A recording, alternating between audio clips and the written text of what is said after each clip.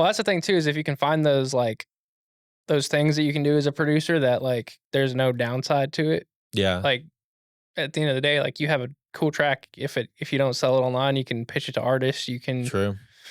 put it out as Or it an makes you instrumental on Spotify. You can do or it whatever makes you you want. better at making that type of stuff Yeah, in a way. It's practice. Welcome back to the Home Studio Hangout podcast. I'm your host, Drew, here in Studio 101 with Jesse Shirts What's up? today. What's up, dude? What's going on? How you doing? I'm doing good. Yeah. What you been working on today? Well, working on a few client projects today. A mix, production for a client. Started a new type beat channel, which maybe we could talk about potentially. Yeah, would love. Yeah, we can talk about that. And that's about it for today. Nice. Yeah, we I had an idea going into this that I think I wanted to talk about kind of some of the new things that me and you are trying this year. Yeah. I think that's kind of where I want to kind of live this at. Cuz we already did an episode talking about you and your stuff and kind of how we got here, and I feel like I was on the phone with Seth actually the other day. Mm-hmm. And we were talking about, I was like, I feel like there are very few people that do music production with a very online focus. Yeah. And then there are even less people that do music production with an online focus that want to get as nerdy as we do about that kind of stuff. So it's kind of a very specific conversation. Well, I kind of started on, which I guess we maybe talked about in our last episode, but I started online. Yeah, obviously now working in a commercial space. Commercial space is different with local clients, but I started on the internet, so that's kind of you started natural. With the YouTube stuff. Yeah, and you started with heavy TikTok, Instagram presence. Yeah.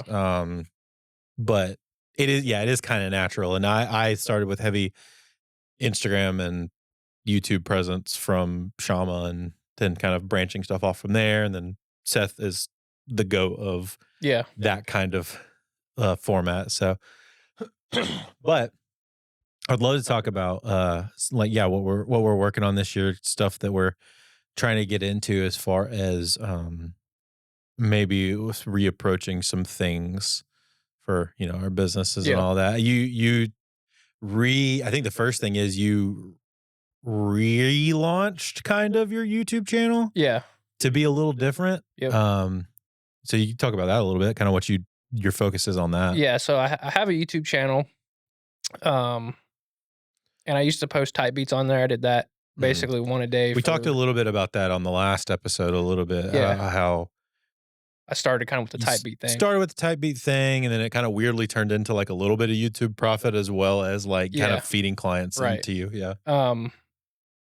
So I did type beats for 5 years, posting basically one a day, and then got more into the client, freelance work stuff, and then the type beat thing kind of died out on that channel.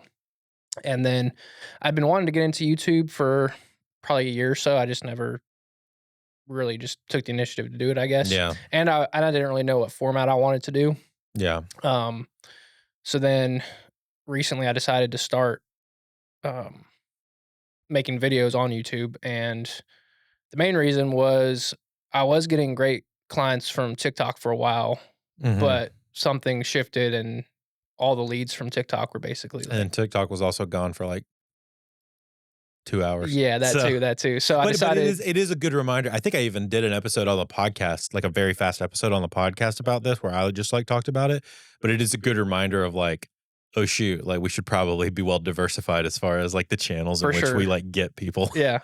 So basically I decided I'm just gonna copy Seth, or his YouTube channel's Velvet Ear. Yeah. And just kind of put my own spin on it. And I ended up kind of talking with him.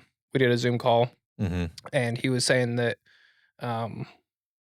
just the quality of leads on YouTube is way better for him than TikTok. So I started blowing 100%. That out just as a lead generation kind of thing. So yeah, he I think he even went into some numbers with me one time where it was on average 80% of the time, I think it ended up being, a YouTube client was a good recurring client. Yeah, You got less of them, but they were better for clients. sure. And then he got more leads from TikTok because the sample size is bigger, Right, but like really only like 1 or 2 a month of those leads like came into being an actual client. right, And it was rare of those 1 or 2 or 5 or whatever that like it actually turned into a client that he worked with more than once. for sure. So it's like the game is if the game is recurring clients, and Like most of sustainable. Yeah, sustainable, that's yeah, exactly. Because like, sure, you might only get let's say you get 1 client a month from YouTube, and in the course of a year, of those 12 clients, 3 of them become recurring. yeah, That's still great for sure. because numbers wise, that's going to work out to those clients are probably going to be with you for a longer period of time. They're probably going to be willing to spend more money with you.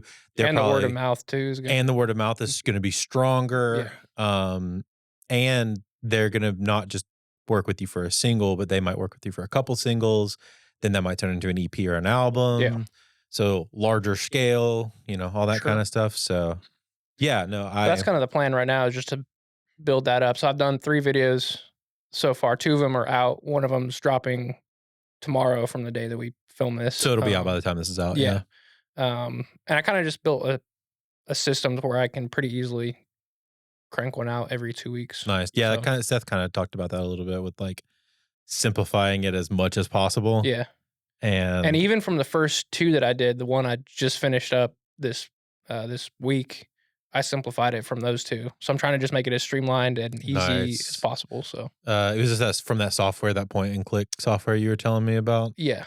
So that and the first video I did the screen record, like, breakdown of the track, but then I was also, like, doing, footage of me, like, showing how to play the guitar parts or whatever, Mhm. which is cool, but that just took way more time and to film and edit, so I just kinda cut that out of the equation just to simplify it, you know?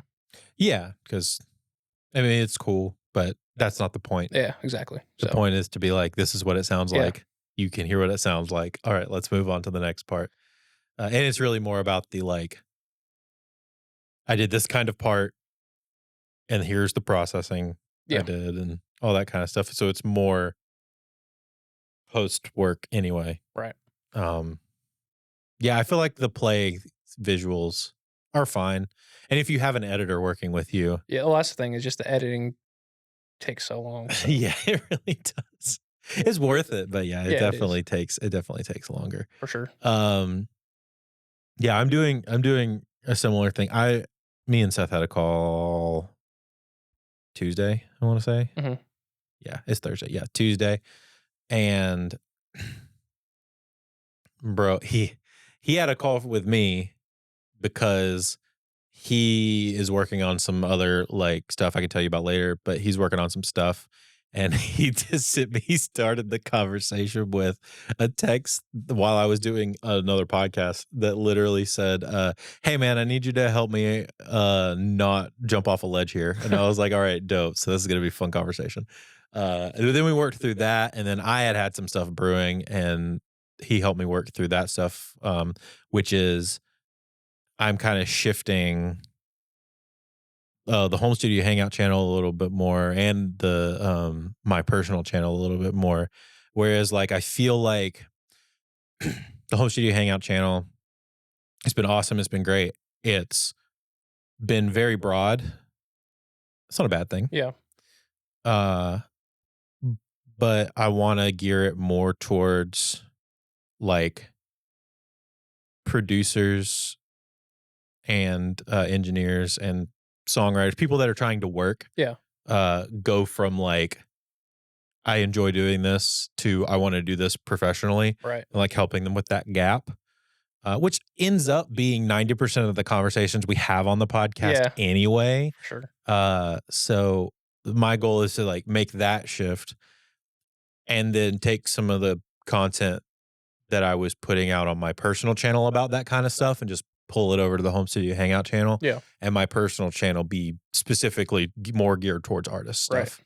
So kind of a similar shift, but like I just had too much going on. Mhm. I had the opposite problem Yeah. of you, where it's just like you weren't really doing anything with yours, so it was just sitting there, and Yeah. you just had to start. Mine was I was doing stuff, trying a bunch of things, and like seeing some things that worked, but the pro- artist producers are fine. They kind of fit into that category, but when it starts getting into like how to run a production business, how to be a business in business as a producer or engineer or Yeah. whatever, that doesn't really fit in the personal channel like stuff. It doesn't really help like an artist or an artist producer that might want me to either work with them on a project or have me mix or master something for them. Right.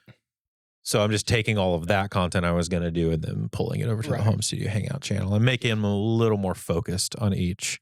Well, that's kinda what I've Um, been thinking through too is, like, just what you're saying, being focused, like, it's okay to have multiple channels where you're talking about different talking yeah, or doing different things, and for that sure. honestly helps overall because YouTube is so, like, Well, it is very niche. granular, right? Yeah, yeah, Yeah. yeah. Like you have a channel that has its thing that it does. And then as Which is why I started a new type beat channel where I'm only doing one. okay, yeah, Because so that's kinda where I messed up with the type beats yeah, before is because I was doing so many different kinds of tracks and interesting. artist type beats to where now the new one that I just started, I'm gonna try to build up is gonna be just one thing. Very cool. So what's is it just like one genre Yeah, of one genre, one or two artists like type beats. gotcha. So like inside that like small wiggle Yeah. room here Well, and that's kind of the there. game is like with type beats specifically is you just find one sound and one artist that's like either about to blow up or maybe already is blown up, but just there's not a lot of people making those type beats, and then you Mhm. just do that on the channel, and you don't deviate from that, and you just do that, and that's how you kind of blow up a typey channel. And is it what's yours specifically like pop country stuff? No, it's gonna be Taylor Swift type beats, like pop type beats, and Okay. the reason why, and this was so random, I just decided to do it. I made a track yesterday that sounded like Taylor Swift. I Yeah, just like yeah. made it for fun, and I went on vidIQ and just randomly, and I typed in Taylor Swift type beat, and it's high search volume, low competition for Taylor Swift type beat, which I never thought. Yeah, you So wouldn't I'm think like, so. I'm just gonna start this side channel for fun, doing like that kind of stuff, like anthem pop Yeah, which you stuff. can still there some of those you can avenue into your personal Yeah, YouTube yeah, channel yeah. because your personal YouTube channel is really pop country That's yeah, exactly. focused, Yeah, but she gets into a that little realm bit sometimes. for So sure. like if you there's some times that you could combine those two and Yeah, yeah. there's a little bit of crossover there. And so I'm just doing it for fun, just to see if it'll work because like it's just funny Yeah, doing why like not? Taylor Swift type beats. Like Yeah. it's just funny to me. Why But not, if it right? works, like Hey, could that's make a great. ton of money. Like Yeah. Are you gonna create like a BeatStars profile for it or something? no, I'm just running all through my BeatStars. Oh, yours? Yeah, yeah. Nice. The one I already have set up. Yeah, yeah, yeah. I didn't know. So it's I just an didn't experiment to see like if it'll work, you know what I well, mean? I also didn't know if like I don't know the BeatStars side of that, so I didn't know if that mattered over there either. No, because it's technically all branded under like You, the under me. producer. Yeah, yeah. It's just a separate channel. It's just gonna be that YouTube side just thing. seems to be more focused than like BeatStars doesn't matter. It's just like whatever. Yeah, but YouTube you have to be like one thing per channel kind of thing. So Yeah, it which I might start a third one for like pop country tracks yeah, as well. and like any of the ones that you make on your Yeah, channel, like but put and it that's over the hard there. thing is like if you're a like I make multiple genres of music and I enjoy making all kinds Mhm. of different stuff. And the problem was beforehand I was dumping it all into one page, Yeah. and that's where things kind of died off. So you have to like be very You focused. know, Eldre does that really well. I don't know if you've seen Yeah, Eldre's yeah. stuff, Hmm. the lo-fi hip Yeah. hop dude, uh, and he does the tracks that he makes on the same channel as the how-to Yeah. videos, Right. and so that might work for you. It could. It might work for you, like, doing a But I feel like with him being like lo-fi, it's like kind of its own thing, I feel like. it maybe could be and that's what I'm saying, I'm not Yeah, sure, yeah, but, yeah. like, it to me, it all kinda fits in the But broader with him though too, is like he's putting those out as like as edu enter songs, not like a track to buy kind of thing. yeah, yeah, that is true, and he's also not trying to get hired as a producer. Exactly, yeah. Well, I mean, I don't obviously I don't wanna speak for him, but, like, it doesn't it's perceived as he's the artist, not the producer, like, Yeah. and this is just like a fun YouTube, like, Well, I feel like his video. fans like those videos because, like, They do like seeing and well, a lot of his fans are other pro producers, yeah, yeah, other for producers. sure. Like, those are kind of his So, people. I mean, my main thing this year is still, like, the client work, but I'm just testing the whole type B thing, and I think I'm doing it as a joke too, like Taylor Swift type B. Yeah, Like, yeah, it's which just is kinda funny. funny. It's funny, It also has, like you said, high but it has search volume. potentially massive upside because, like, she's such a big artist Yeah, that, like, if it pops off, like that's true. That's interesting. Yeah, that's a funny little thing, dude. Yeah, I haven't really thought about, like, building out a channel specifically for the type it's almost like you have to thing reverse engineer it, like, you have to find the niche first, of or, something like, that you you have to enjoy. figure out, like, something that you're good at making and then reverse engineer, like, what niche can I, like, title it as and tag it as to Mhm. get the, because you need, like, with the type B thing, you have to have enough views to where, like, because, like, conversion rates are always low with that kinda stuff, so you have to have enough Yeah, views that enough you're top gonna, of funnel, yeah, like, exactly, for you people. to actually Yeah. get sales. Yeah, and really you're basing it off search at that point. Like, it Mhm. has to be a search-based start. Yeah. Um, I wonder who's searching for Taylor Swift type beats. I don't know. According to vidIQ, it's high search traffic, low competition, so we'll see if that's accurate. We'll see. I mean, If in 3 months it hasn't popped off, maybe I'll, like, switch it is to a there an I'm different, about to say, is there an amount of tracks that you would keep it at? what do you mean, like, Like, the an cap? amount of track like, yeah, a cap of, like, if it hasn't done, like, a lot of if it haven't hasn't done, like, a decent amount. Maybe, like, 10 to 20, I guess, I don't know. I feel like 20 is probably pretty A solid. solid, like, start, Yeah. you know? Well, 'cause then you could just, like, leave it for a while Yeah. and, like, move on to another type beat channel and, like, Exactly, try yeah. that and, like, let that one just ride and then Mhm. check the analytics every now and again, For sure. and then just be like and you'll probably get an email, for it, and it'll be like, "Your video's doing surprisingly well." Right, yeah. And then you'll just see, like or you just start getting, like, a ton of inquiries on your if you can actually see it through your beat stars. That's exactly a Mhm. metric that would be a good one, Yeah, actually. mhm. If you see an uptick in Taylor Swift type beat buys, Yeah, you know, like, "Oh, it's working." you know, "Oh, yeah, it's actually where" and then you go check the analytics and Yeah. see, like and then maybe pour a little bit more into that. Mhm. That's very interesting. It's interesting. I mean, it's very, like, uh, what's the term? Like, you have to be very business-minded, I get, or, like, e-commerce minded almost to, like, Yeah, it's almost like a SaaS business yeah, really, yeah. rather than, like And it's cool too because every beat you make is just another asset yeah. that you're you know what Well, I it's mean? digital Yeah, product it's a digital product, technically. yeah. Yeah, because the way that you're, yeah, viewing it. That's really interesting. So I'm excited to kinda get back into it a little bit and try it, not as, like, my main thing or anything. I mean, No, unless it just pops just off and I'm, like, making tons of money, but yeah, well, yeah. but when But does that ever work out? no, no, it never works that way. But it might be a cool little side thing. Oh, for sure. I mean, Like, I've made, like, decent money on the side doing type beats before, like, it's yeah, you said like 20 something in a year or yeah. something like that. Yeah, 20K in a year, which is pretty solid, like for a type beat channel. Plus you can also get good clients that way too, like, if someone loves all your tracks and they want you to, produce a song for them or an album or something, like True. Like if they keep going back to your beat yeah, I've stars had for that those happen. type tracks and they just reach out to you. Mhm, I've had that happen before. That's really yeah, that's super dude. That's super cool. That's a great idea to like test. I don't necessarily want to put in the work like Yeah, yeah. that for that, Right. but you're also good at making those types of tracks and you can kind of do that mindlessly. Yeah, well, like, the one I made yesterday that I just posted, I mean, I probably spent, like, 2 hours max on the whole thing, like, Yeah. producing it, mixing it, all the stuff, like And if anything, it turns into like a cool track to showcase and yeah, yeah, potentially sell. exactly. So like, and at worst, at the absolute worst, it's some content you can post on Instagram. For sure. So like, Yeah.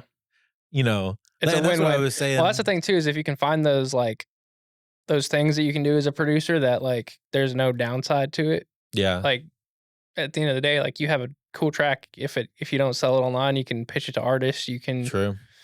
put it out as Or it an makes you, instrumental on Spotify, like, you yeah, can do or it whatever makes you you want. better at making that type of stuff Yeah, in a way. it's practice. It's kind of something we were talking about, me and Jay and Brad were talking about, which is like I mentioned, trying to find, as a business, like a music production business, Mhm. like our marketing arm is our content that we put out, Yeah, basically, unless you're trying to do paid ads or which is kind of a whole other thing. it's a whole well, and, like, it can be really fickle, and you kinda have a lot of money to, like, play the paid ad game, which is fine, and Yeah. if you got enough coming in that you can, like, play that game, like, definitely go it. The upside is really big can be really big, Oh, yeah. but it also costs a lot of money to play that game. Right. So, there's that aspect, but and then there's word of mouth, obviously, which is, like, just, do your thing and be really good to your clients, and they'll bring more clients, and that's really great, local networking and all that. But, like, really the main marketing arm is, like, organic content. Yeah. So if organic content is our main marketing arm, cool.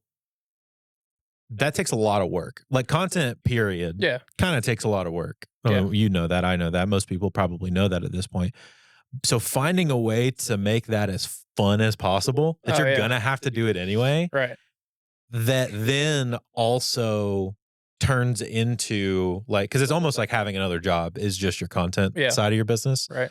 So if you can find a way to make that content, that secondary job or that content side of your business be like as directly correlated in multiple ways to giving you either money or new clients or some sort of like larger notoriety Yeah. to get more potential reach. Um, all that can be that's always a good thing. Right. For sure. So like gamifying it for yourself is probably is definitely the best way to go. Like for me, I like making YouTube videos on like just tracks that I've done, and I like talking about cool plugins and stuff like that. It's like, all right, cool. Yeah. I'll gear that towards artists and then make videos about that. Well, what's cool too about the other like the pop country videos I'm doing on my main channel is even if the video doesn't do good, I still made a new track I can either sell online or send to artists But yeah, that even or happened yeah, yeah. with one of them. Mhm. Yeah, you sent that off, and you're working on trying to get that one out, which turned out to be like a freaking A banger, banger of a yeah. song. Yeah, Yeah, yeah. yeah, he popped off It's on that probably one like my too. favorite thing Yeah, I've made, like, it's yeah, yeah. It's a really it's a really I'm good hoping it song. actually comes out.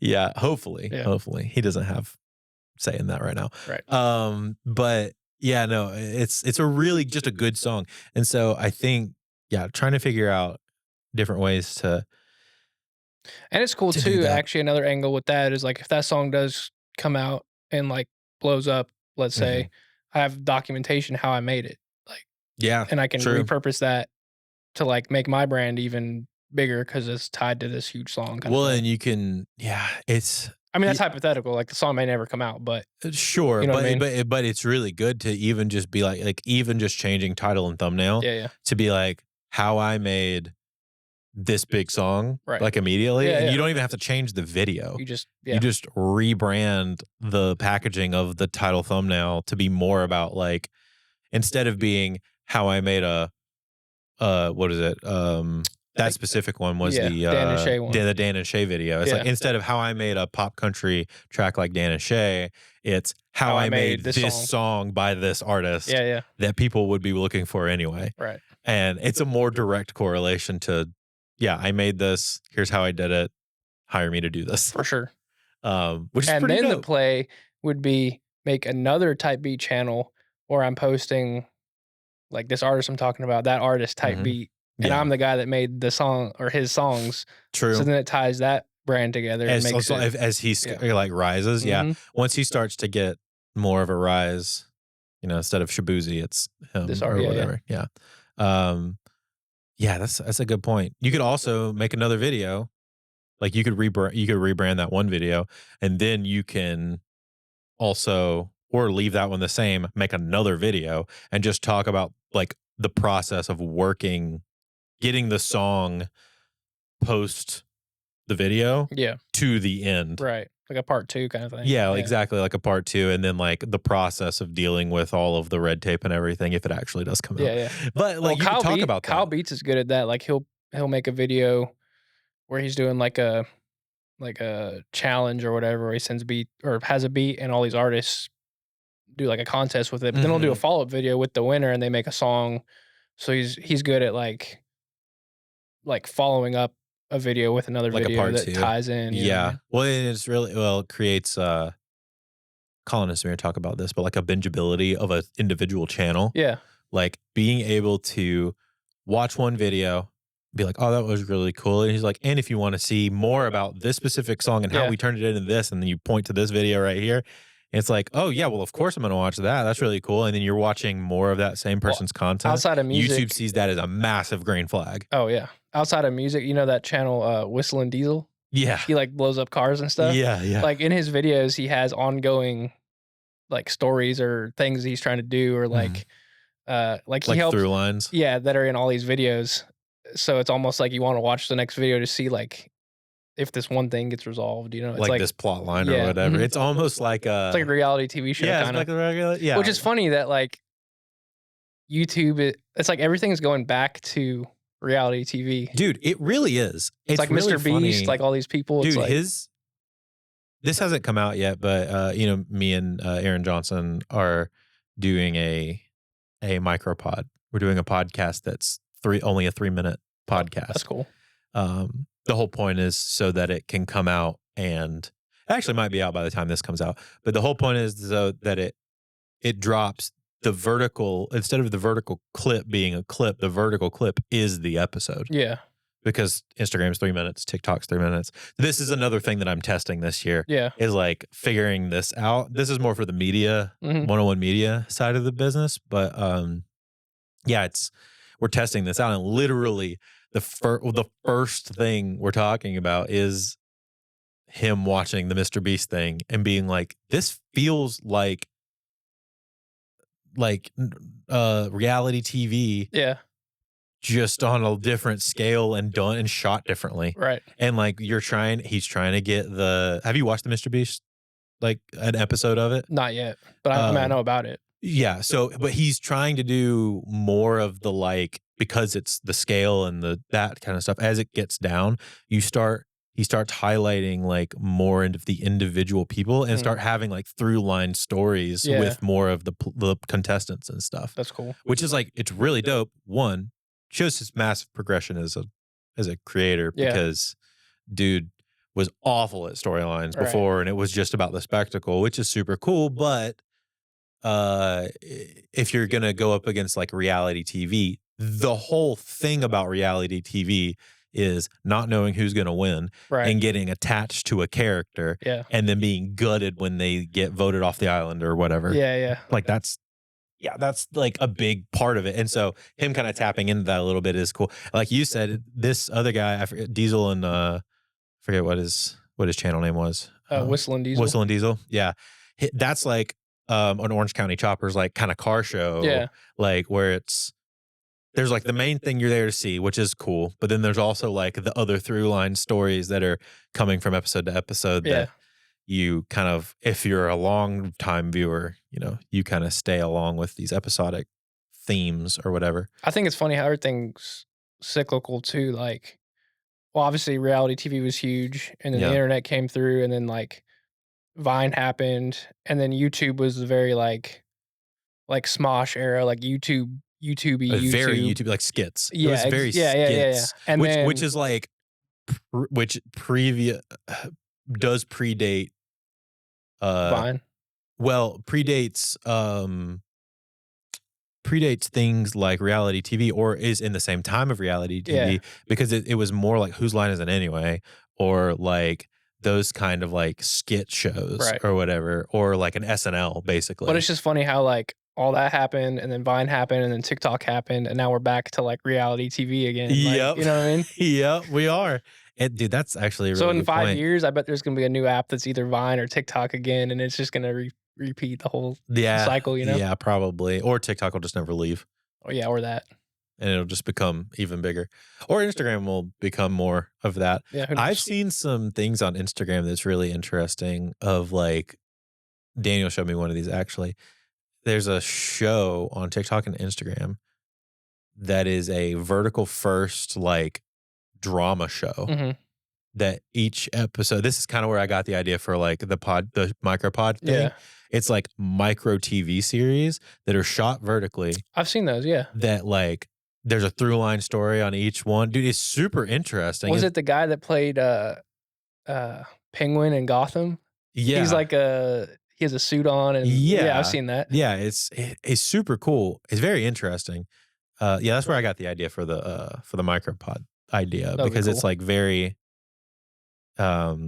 tapping into some things that are already happening in some niche things, but Yeah, hasn't been done in the podcasting world. right. So I find it's gonna be. I think it'll be kind of cool. But no, the as far as like what we're doing and how we can kind of approach some of these things for business, I think as producers, we can take some of these things. I wonder if there's a way, and some people probably have done it, but take these like reality series ideas or something and turn it into things that we can somehow use to get new clients. I wonder if there's a way that we could tap into that. I feel like Kyle Beats has kinda done some of that with, like, competitions or, like, Hmm. game show style videos, but I don't know.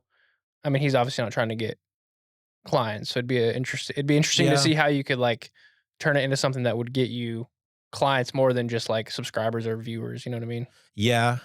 Yeah. I'm not sure because I think the way it would have to do, I'm not sure. I think, or if there's another genre of show that you could do Yeah. that does a similar thing or like replicates a format Well, of a TV thing and then but is aimed to get more like you clients. could make a show. You'd have to get permission from from your clients, but, like, the whole show could be around you producing a track for a client, and then the whole funnel would be, like, if you want me to produce your song on the show, like, sign up and do that kinda thing.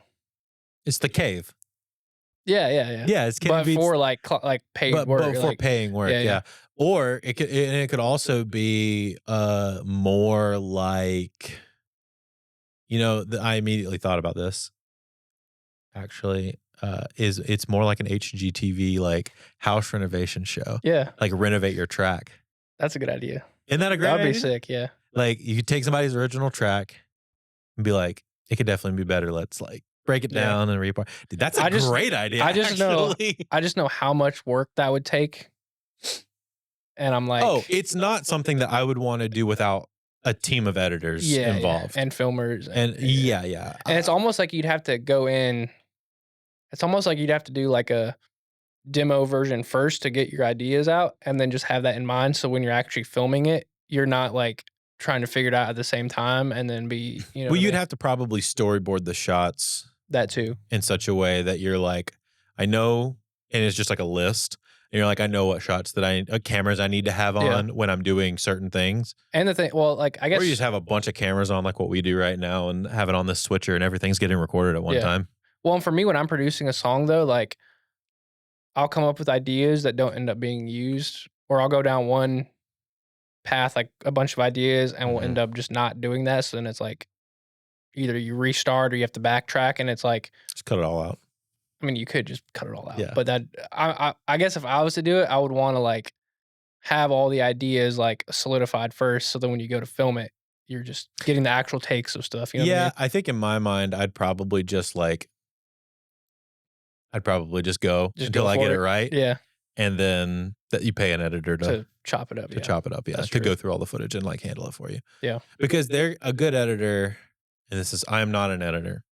Let me say this: I am not an editor. Yeah, me I've neither. done editing. I'm not an editor. Same. But a really good editor is really good at taking all of that stuff and like Putting a story together. putting a Yeah, story yeah. together with it, and like Yeah, because editing is not just, like, chopping up clips, it's well, more like like true editing is like telling the story with the storytelling. footage given, which is part of the thing. And so that would be like it would have to be a project where probably an editor and you are invested in the channel specifically for that. Yeah, And like, there's some sort of, they get a percentage of the channel or something like that right. invested, but you get clients off of it. And maybe they get clients off of it too.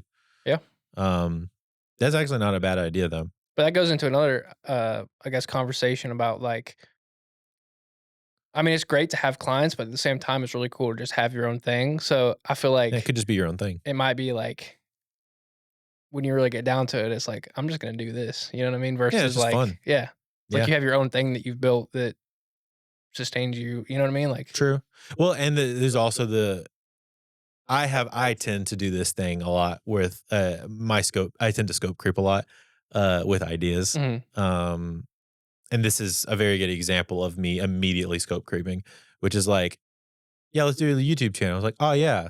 Let's take a TV idea and do that." All right, immediately scope creep bigger. Yeah. It, like, immediately makes it way more Yeah, complicated yeah. than it has to be. Well, I always get shiny object syndrome too with, like, you're doing this one thing, which for us is, like, producing music for clients, Yeah, and then you see this other thing that looks cool or might be fun to do on the side, but, like, to really make anything successful, you have to go all in on the with the one one thing. thing, you know? Yeah. No, So I you always really try to do. just, like, unless it's something that's gonna directly, like, benefit the main thing that I'm doing, I'm just, like, usually like, "Oh, I'm not gonna." Yeah. I might have to do the whole, like, I'll just save up some money and pay an editor and do, like, one every now and again and just make it a fun extra video that I Yeah. do. That might just be, like, for fun, Yeah, yeah, for sure. a for fun thing that, sure, it might turn into client work, but that's not really the goal. The goal is to make a really dope video that, like, is just fun to make and, like, do the thing that I know, which is music production, Yeah, and let them do a fun thing, which is storytelling, and combine that in such a way that, like, is a cool, like, on the other side of it. right. Um, yeah, I don't know. I think I tend to scope creep a lot with that stuff when in reality, what we are currently doing is actually probably the best version of, like, idea for keeping it simple, manageable. Sure, we could do it better or do things around it better, but, Yeah. like, Well, me and Seth had this conversation too, like, my goal with YouTube specifically is not to, like, build a huge channel or get tons of mhm. views, it's just to get clients, and usually the content that gets you clients probably is not gonna go viral or not gonna be, like, a huge Yeah, video, you know? there's a guy, he used to work for Think Media. I'm blanking on his name right now. I'll have to remember it later. Uh, Think Media, the channel Yeah. that does all, like, the Mhm. tutorial stuff, and he pivoted into helping YouTube helping businesses literally helping businesses get clients on YouTube is, like, his, like, model. Yeah. Um, and his entire thing is upfront, like, you're not doing this for views. Yeah. You're doing this for the right views. Exactly. You want high quality views, Right. like, not all views. I even think another guy, Omar El Takori, he was having a conversation on his podcast about this, and he was like, 100%, like, a view is a person, but to you as a business, not all views are created equal. For sure. Like, there are 100% better views Oh, yeah. than the other people. You could get 3 views on a video, but if one of them is, like, your ideal client and they pay you for your service, like, Immediately worth it. that's a win. Yeah, that's a massive dub. Yeah, but then you can do, like, you just rinse and repeat because the format works, and you just continue to get more Yeah. clients, and you can get clients on a 20 subscriber YouTube channel that I think Alex Hormozy was talking about a lady who had, like, I think maybe it was, like, under 1,000 followers on Instagram, or it's like oh, she yeah, had not a huge following, and she was making, like, $1,000,000 a year off her from her business from her Instagram. Instagram Yeah. that she just had, like, the only people that followed her were her ideal clients, and she was just, like, crushing it. Dude, that that's crazy to think Or about even, like, too. Barndo, like, Barn is a really good they're starting to example. blow up, but, like, they don't have a huge following yet, but, like, Yeah, they have 2,000 and 2,200 and, like, 70 subscribers on their YouTube yeah. channel from But from what I've heard from you, like, 900 whenever I took over the channel. but from what Yeah. I heard from you, like, their business is, like, Oh, bro, it's crushing. going crazy It's right going now. crushing. I don't have exact numbers. I do know we've sold, I think, 5 Barndos for them last year or something like that. Yeah, that's Something crazy. like 3 to 5, Yeah. directly from the podcast, and there's no other, like, there's no saying how many other people that we've, like, tipped into buying that aren't directly Oh, related yeah. or anything like that. Or someone Um, that, like, will keep up with the podcast and then Eventually buy it buy later too. or Yeah. yeah, or buy through other means or Mhm. whatever, yeah. No, I you're think right. I seen a thing too, it was like it was like 7-Eleven, or I forget the exact number, but, like, a person has to see you, like, so many times a week, so many hours, there's like a formula. Basically, like Mhm, someone has to see you online multiple times to want or to actually follow through and buy something from you. mhm. Um, I saw another good, like, kind of a similar a thing, but on a more percentage-based one. I think it was Stephen Bartlett, from, Diary of a CEO. mhm, He was saying, it's like the 20-80-20. So you have 20 people, you're gonna love 20% of the people gonna love everything you put out. yeah, Love 100%. They're gonna be loud about it. They're gonna love it. yeah, The other 20% gonna hate everything you put out. And they're gonna be loud about it and they're gonna be stoked about it. yeah, And then you're gonna have 80% that never says anything and is like sometimes likes it, sometimes doesn't. right, And it's like, oh, if you can make that 20% your 80% somehow, like make the people that are loud and love you yeah, the majority, then or really only focus on them because those are the people that are gonna do the right, things that are like that's the people that you're gonna kinda do the videos for. Those are the people that you're gonna try to get mhm. to go through your sales funnel or whatever. Like that's who people that you're gonna get to click on your links and all that kind of stuff. I think it depends too on like what you're selling. Like if you're like so if someone wants to like do a full production, project or whatever, that's obviously kind of I guess a high ticket item. Yeah, that would be higher Versus ticket. if you're selling like a $10 ebook, then your views also have to be way higher for that to you know what I Sure. mean? Like, Yeah, yeah. Or like mastering. Like even if you just keep it in the production realm, like mastering per song versus mixing per song versus full production per yeah. song. So if you have a high ticket item you're selling, like your views don't have to be as crazy as like selling a No, like that smaller girl that you product. were talking about that Hermosi was saying is like she only has 1,000 subscriber or 1,000 Yeah. followers on her Instagram. Her ticket must be like crazy high Yeah. to make the amount of money that she's Or it's making. a recurring model or Oh yeah, something like that. or I it's a mean, monthly yeah, yeah. sub recurring model or something like that. Yeah. Which is something else I kind of want to explore more. Like I have one client right now that is on retainer. Mhm. Or not retainer, like he pays me basically once a month. Vinny. Yeah, Vinny Castro. Nice. Um, Yeah, but he's a regular recurring monthly client yeah. essentially. Mhm. I wanna kinda explore that model too, but the problem is, like, to make that worth it, you kinda have to, like you have to charge a good bit, and most people don't necessarily wanna, like, depending on what it is, wanna pay Yeah. that. I did a monthly model. We're coming to the end of our agreement on that, and they're moving to Florida. So before he re-ups, um, he's gonna get moved to Florida. Yeah. But I did that for the last couple years with a guy, Mhm. and it's like a mixing thing. Yeah. It was a monthly mixing model, Right. uh, which like I'm down to do for people. I Yeah. think, just Has to be the right person though, because has to be the right before person. before Vinny, I was working with some people, and basically I was just charging way too little for the amount of work I Yeah. ended up doing, so you have to be careful with, like, the terms and stuff like Well, there's that. that, and then also I have to like think your music's good. That too, yeah, Like, for sure. if I'm gonna be listening to it all the time like that, like, Yeah, I think I have to think you make good stuff. for sure. So but that was I sought him out because I was Oh, I did the same thing with Vinny, I was like, "Hey, like, I think this could be cool potentially," like, yeah, you know. yeah. I saw Noah's the guy that I'm talking about. Like, I showed him to your stuff, and I showed him stuff to you, and I was like, I sought him out. I think he's really good. I think he just needed better mixes, basically. I thought his songs were really good, and, like, he had a little bit there that I was like, if he just gets reps, Yeah, he's just gonna get better, for sure.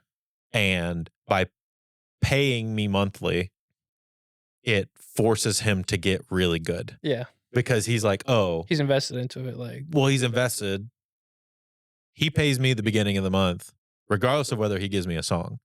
yeah, so he has to get a song in, So he like better give me a song yeah. in, otherwise he's just paying me for no reason." Right, right. It's the same it's kind of the same reason I have, my short form editor guy. Um, it's like, "Oh, I pay him, X amount of dollars So you every better make some content. yeah, yeah, I pay him, hundreds of dollars at the beginning of every single month. And I look back at how much content I posted. I better see the amount of content posted that I paid for. Otherwise, that's on me. Yeah, It's not on him. He's waiting on me to send him stuff. So right, if I don't send him stuff, like it's not his fault. for sure. Um, I'm also feel like I'm losing money. I mean, it's a great model for him because he, if I screw up or something 1 month, Yeah, then he's still getting paid. he's still getting paid or, whatever. There has been months where like we have both been sick and he's been like, you could just pay me half rate this next month or something like that and we'll figure it out. But like he's been really cool about Yeah, that. yeah. And like I've done that for Noah before Sure. where I got sick 1 month and like couldn't work on his song. Yeah. And I was just like, hey man, toss an extra like an acoustic track or something next month and I'll Yeah. do you up twice. Well, I've had a similar thing too with that where it's like the artist couldn't do a month, so it's like, all right, cool, we'll just put everything on pause, and then when you're ready, we can just pick back up where we left off.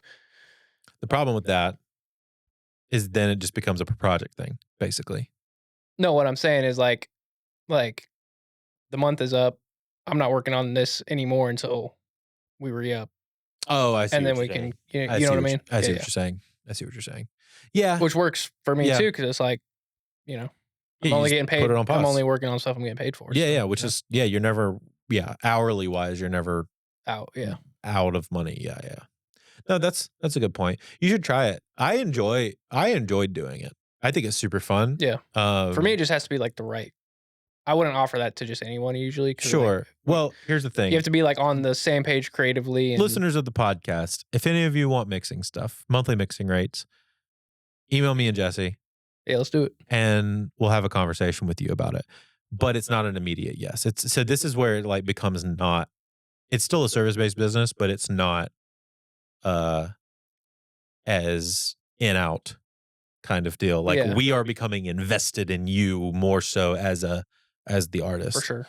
Um Which I love, especially when like it's an artist that you really gel with and like creatively you're on Yeah. the same page. You know, it's well, especially when you're creating something new.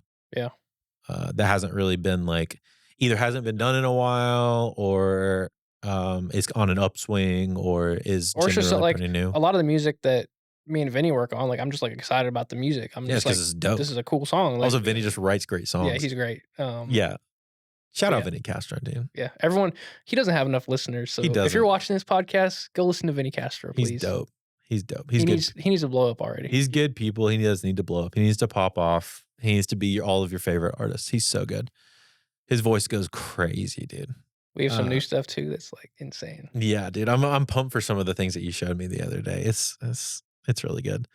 So yeah, I think that's a little bit about that thing. I would love to talk to you about a little bit about are you diving into any new like course things, like online things yourself? Like not making things for people, but like are you looking into like learning anything new this year, you think? Not really. I mean, I'm always trying to just like learn stuff about mixing specifically. Like Sure. I'm always watching, mixing tutorials or not really, to be honest. Maybe some like YouTube stuff a little bit, but I'm just mostly focused on just working on the projects I have at the moment. I'm always open to learning new stuff, but I'm not like actively seeking out new stuff at the moment. Just because Yeah. like I'm just busy. I feel like and I just had a kid, so it's like yeah, the that's time true. thing is like We could talk about that in a minute. I'm basically either at work or I'm like on duty, on dad patrol. baby duty. Yeah. Yeah. Yeah, that's true. We can talk about that in a minute. Actually, though, I do listen to a lot of podcasts when I'm taking care of him. So And so that's a good that is part of it. That's actually a really good way to kind of expand your knowledge there. I recently, I think it was either last night or the night before, sometime this week. I haven't bought a course in a while. It's been a long time. Yeah. I think the last course I bought was an old 6-figure home studio course, Oh, like yeah. a producer like business Yeah. course. His stuff's good. At it least was great. I like his podcast a lot. Yeah, the 6-figure creative one. Mhm. Yeah. Brian's really good. I bought his profitable producer course is the one that I bought. Yeah. And like at the time, especially, there wasn't really any information out there on like doing the business side of running a music production business. Like him and Adam Ivy, I feel like were like the first people really. And Adam was really more on the artist side. yeah, yeah. Like, For sure. yes, but Adam was really more on the So yeah, artist Six side. Figure Creative was really the first like producer, engineer, like business. Yeah, and it was yeah, at the time it was Six Figure Home Studio, Yeah, and they yeah. really geared into, like, the home studio thing, and Now then it's just like creative now it's creatives in entrepreneurs. Yeah, yeah, so it's like copywriters, graphic designers, photographers, videographers, music people, yeah, all that kind of stuff. So it's a little broader, which is good. And he doesn't talk about the same stuff, which is why I feel like now on this podcast, we can actually be a little bit more specific about like current day business in running a music production business. yeah, Cause there's not really anybody else talking about that kind of stuff outside of us now. yeah. So, which is pretty cool. But I bought his course and I loved it. Especially at the time, I told everybody that I could to get it. It was really, really good, and it was worth the money. I think So Brad ended up doing something with him too. yeah, I think Brad did a coaching call with him on the business for like his funnels and websites and stuff. Yeah, Dude knows what he's talking about.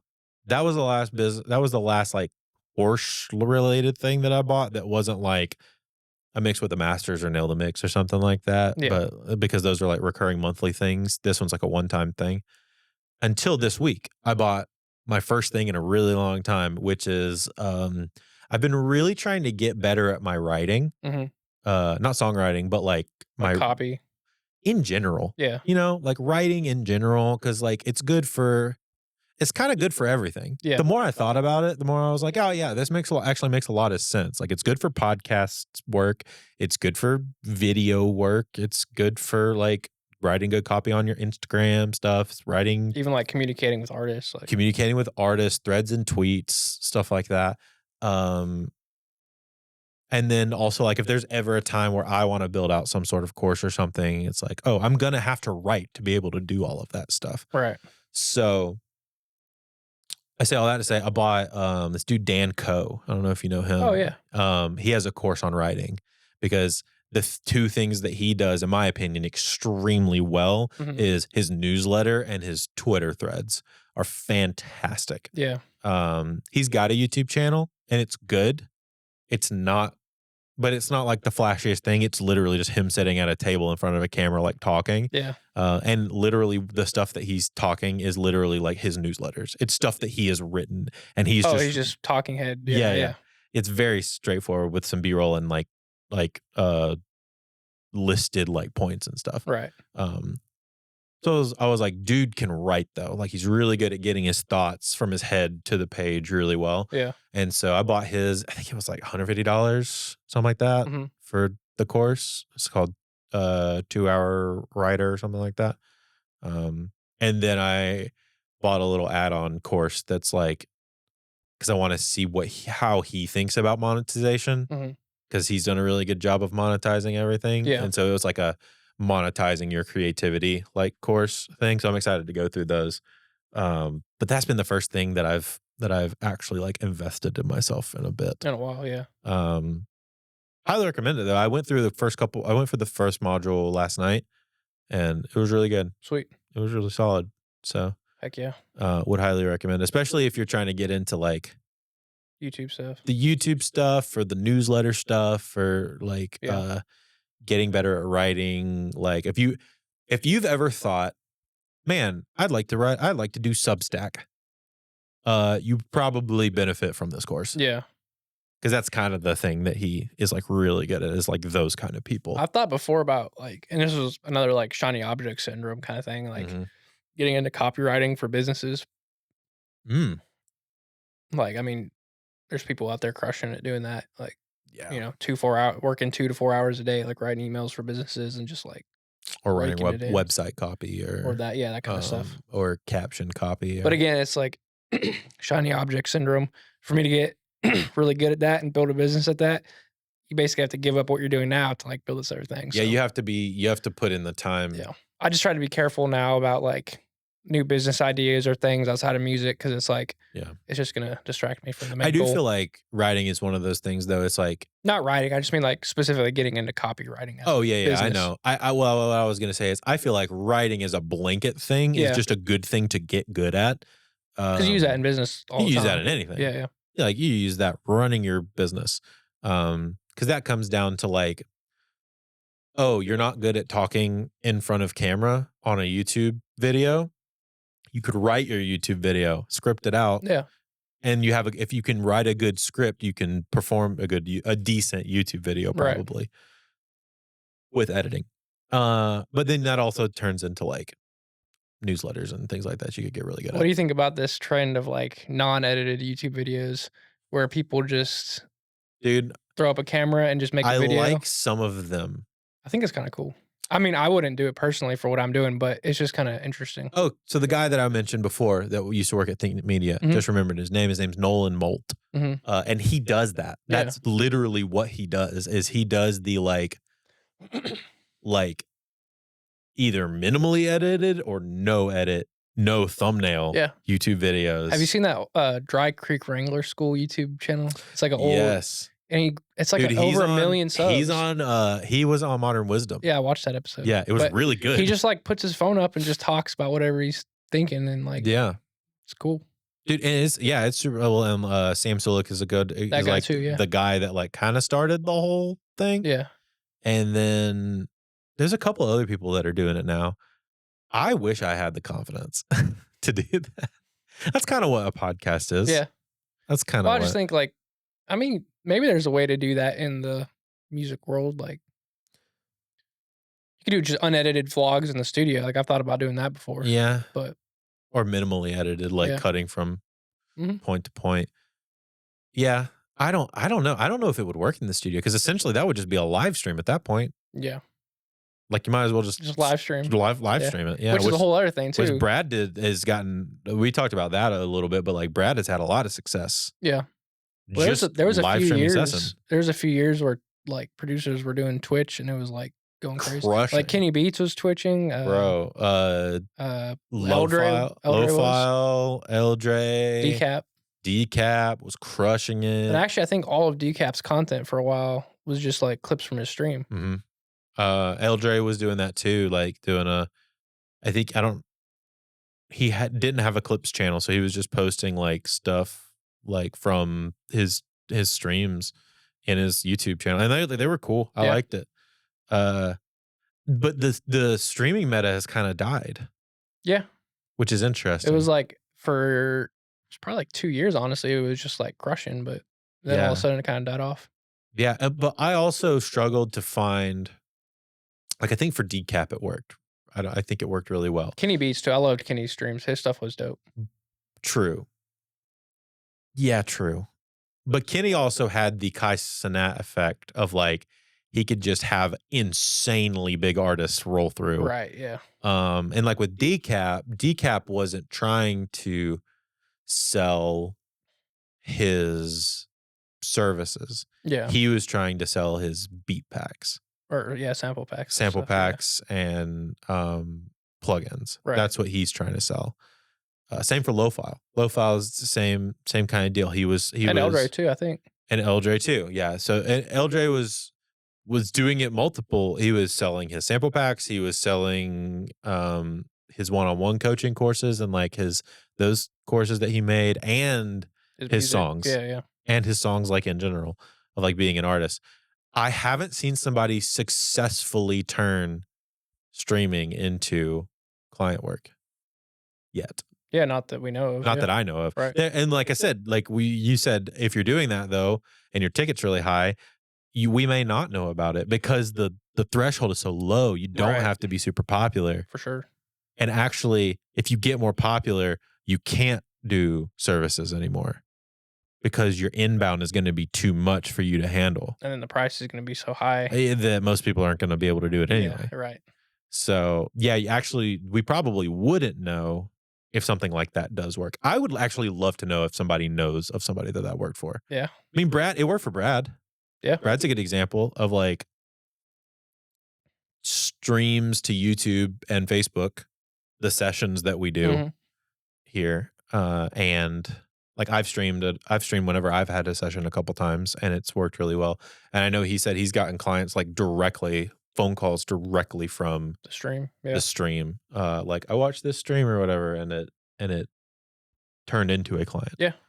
Same for the podcast episodes we've done. He said he's starting to get some work, yeah. Some work directly from the podcast episodes that, you know. That's the thing about all this is like you just have to literally just do it. I know. I mean, like, and it takes a while to build up, but like, it's almost like you can't predict what's gonna work. But if you just try stuff, you'll eventually kind of figure it out. Yes, and I also think it comes back to, like, do you enjoy doing the thing and making it? Yeah, yeah, It's like, not everybody's gonna enjoy podcasting. Not everybody's gonna enjoy making how-to YouTube videos. right, right. Not everybody's gonna enjoy live streaming. Yeah, you have to find the thing that like that comes pretty natural, and yeah, like you said, you And then enjoy. do it a lot. But you have to enjoy it to be able to do it a lot. Exactly. Yeah, You said because you're gonna do it a lot for very little to no return for a while. yeah. And then you're probably gonna do, unless you like just somehow get lucky, more than likely you're gonna do it for little to no return Right. for a bit. So you gotta be able to do, I think 20 or 50 feels like a good number of those things. Mhm. So like if you're doing it weekly, like a year's worth of trying to do it. So then you have a large enough sample size to be like, this was worth it or this wasn't worth Yeah, it. right. Which kind of sucks to Yeah, say. it does, yeah. Yeah, it kind of sucks I to kinda just say. started looking at everything as, like, either practice for something bigger or, uh, a learning experience, like, you know what I mean? Yeah, yeah, that's Um, true. you'll produce a bunch of songs that won't go anywhere, and at the time, you might be bummed about it, but, like, you probably learn something in that song that you'll use later on, like, when you do get a bigger True, opportunity or, true. Or it's like the concept of, like, you don't wanna blow up too early either, yeah, because if you blow up too early and you're not actually prepared to, like, take on what that entails, then you're just gonna fumble, you know what I mean? yeah.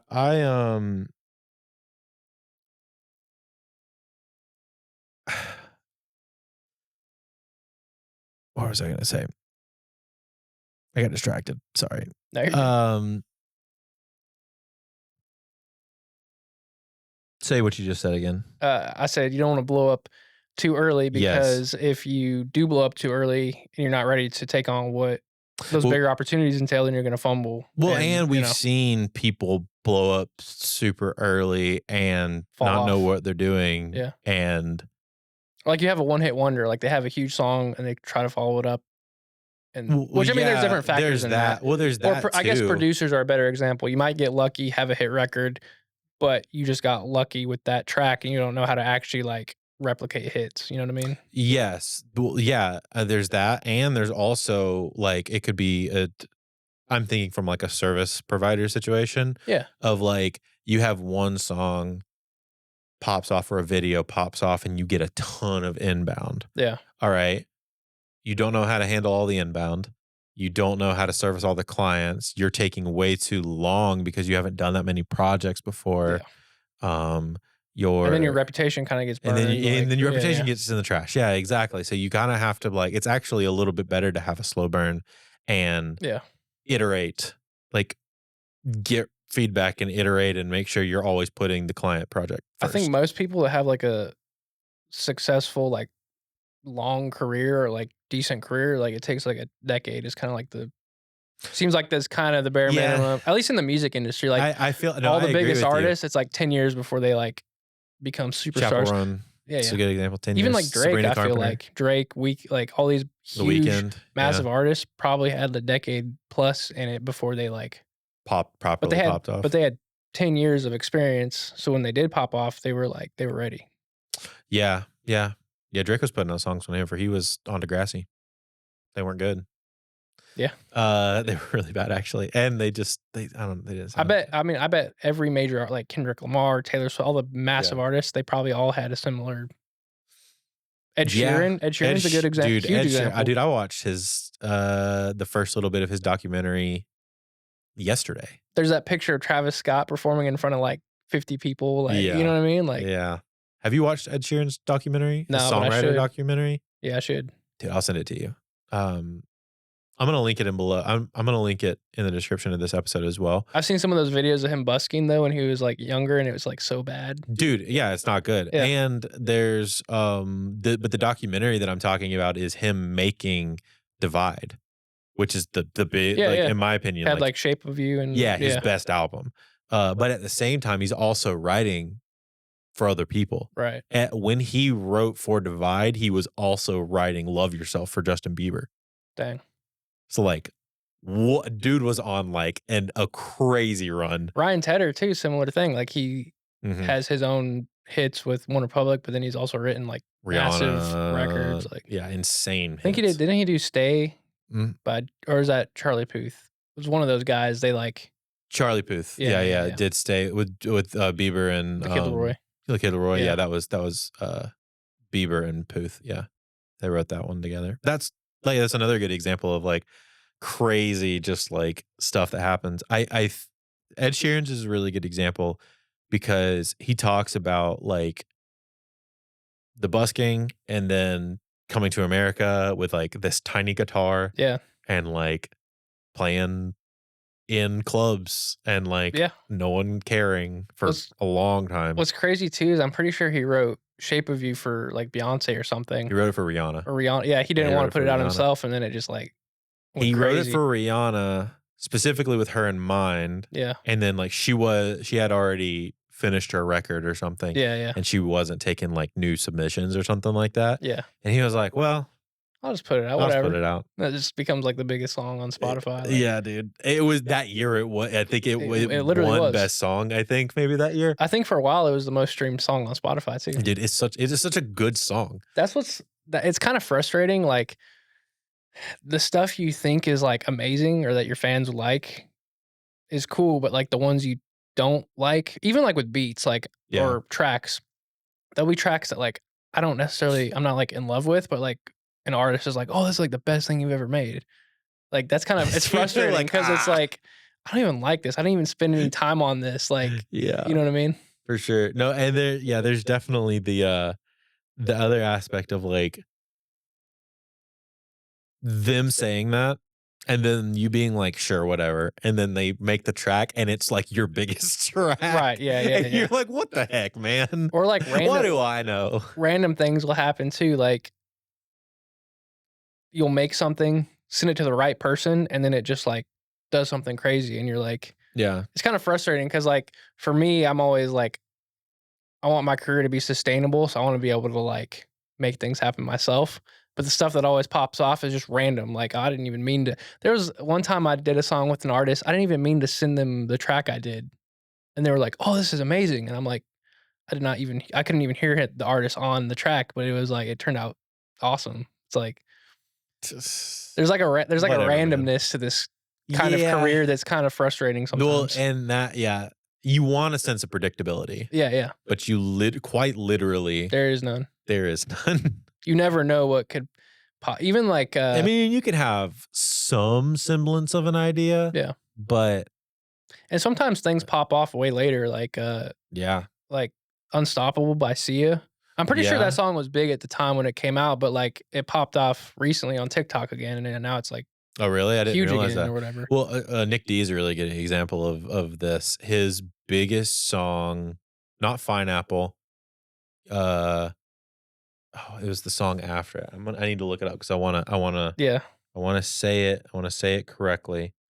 Um, so he had put out Pineapple, which was, like, his first initial, like Hit or yeah, thing that did well. thing that yeah, it was the thing that really, like, put him on the map the first time, and, Icy Pop. Oh, He said he dropped Icy Pop,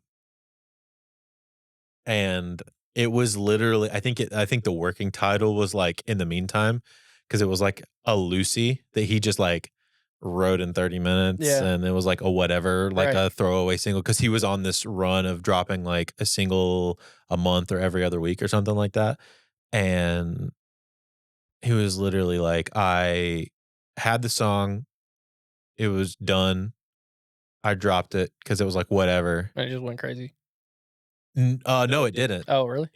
And he never expected it to go anywhere either, so that's fine. And then the song that he dropped, uh, that he was trying to drop, like that he was like using that song in the meantime to like leeway Oh, yeah, himself, yeah. that he was super hyped about, did junk. It was all like did nothing. Yeah.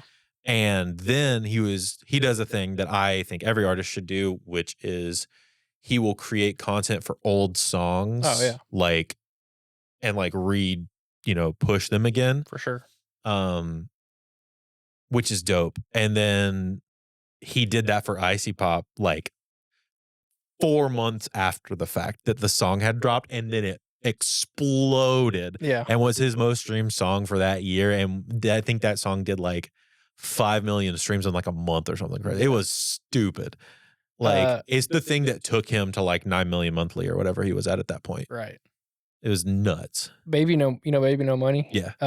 He was talking about, I think it's La La La is like Mm-hmm. the hit or whatever. Yeah. He was talking about, or I was listening to a podcast that he was on recently, and he was talking about there's like lyrics in that song where he's like, he was talking about it. He was like, this is like the worst lyrics I've ever heard. He was like, screw it, just put it in there and drop it. And it's like, It just makes you mad though. it's frustrating too, because it's like, as like producers or artists, like you want to like do stuff that's tasteful, or you want to like put time into it to feel like you've accomplished something. But like half the time, the stuff that you just like, whatever, it just does better. Do on instinct. Yeah. Are the things that Which I like, guess is do also really kind of well. cool, because like when you're not thinking, you're just naturally going to like do certain things. You're going to create the most relatable thing. Yeah. Yeah. Potentially. I mean, sometimes it doesn't work though too. Like sometimes Sure. you just, make something that you didn't put effort into and it sucks. But other times, for sure. Well, Jesse, this has been I don't even know how long. It's probably been an hour. Yeah. I guess. I'm not sure. But it's been fun. It's been fun. Thanks for coming to chat. We'll have to do it again. Wanted to have you on to talk about like what we're trying to do the business this year. And Yeah. I feel like me and you are pretty good. We attempt at least to be good examples of like constantly trying new things. Yeah. While also having our like consistency there, in music production. For sure. So, if anybody has any things that they'd like to steal from us, please do and let us know how it goes, because if it doesn't work for us, it might work for you or vice versa. So, for sure. But yeah, dude, thanks again for coming on. Listeners, thanks for listening. And we will see you in another one. Go follow Jesse at Jesse Shirts Music everywhere. Yep. And go check out the YouTube videos. They should be linked below. Go listen to Vinny Castro. Go listen to Vinny Castro. I will also link some of Vinny's stuff. Heck yeah. Because he's the homie. So, love you. Thank you. Peace. See ya.